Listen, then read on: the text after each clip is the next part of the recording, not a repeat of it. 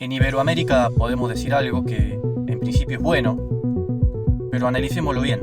En Iberoamérica, toda dictadura podemos decir que ha terminado. Tarde o temprano termina.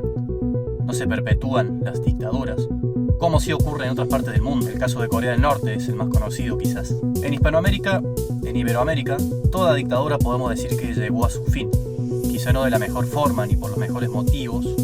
Muchas veces es por una injerencia extranjera, norteamericana por lo general, pero también soviética. Pero toda dictadura llegó a su fin. Esto habla de un cierto orden, porque una tiranía debe llegar a su fin. Una tiranía es un gobierno momentáneo para tiempos de crisis y para tiempos de guerra. ¿Qué pasa cuando una dictadura o una tiranía se perpetúa porque hay constantemente situación de guerra o situación de crisis frente a otros estados? Llega un punto en que hay que pensar quién está en guerra realmente para justificar esa tiranía. ¿Está en guerra el Estado o está en guerra esa tiranía con otros estados? En Corea del Norte, ¿está realmente en guerra Corea del Norte contra otros estados?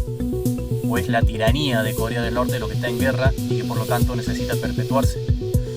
Endurecerse para perpetuarse. Porque aquí entran en conflicto los gobiernos con los ciudadanos. ¿Qué es más importante? ¿La preservación de los gobiernos, la libertad y la salud de los gobiernos y de las instituciones del Estado? ¿O la salud y la libertad de los habitantes de ese Estado? Estas dos cosas no deberían estar en conflicto. Una tiranía que se perpetúa termina siendo más bien un Estado que secuestra a su población. Por lo tanto, eso no es un Estado, eso es un régimen, es una cárcel.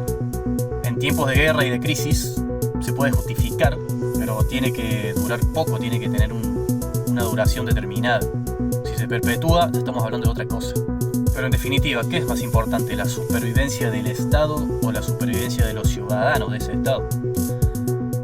Si entran en conflicto estas dos cuestiones, ¿qué es lo que hay que preservar? Ante todo hay que preservar el ser humano, la libertad y la salud del ser humano.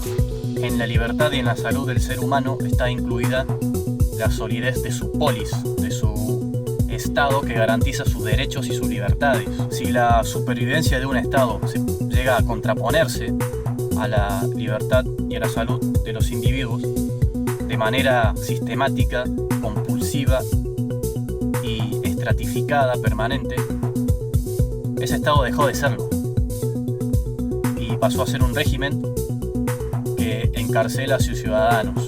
Entonces ese Estado debe desaparecer, pero no debería desaparecer por una injerencia extranjera, porque estamos reemplazando una tiranía por otra, más blanda al principio, pero después se va a endurecer. Resolvamos nuestros propios problemas hispanoamericanos o aprendamos a vivir con las consecuencias de ellos sin llorar.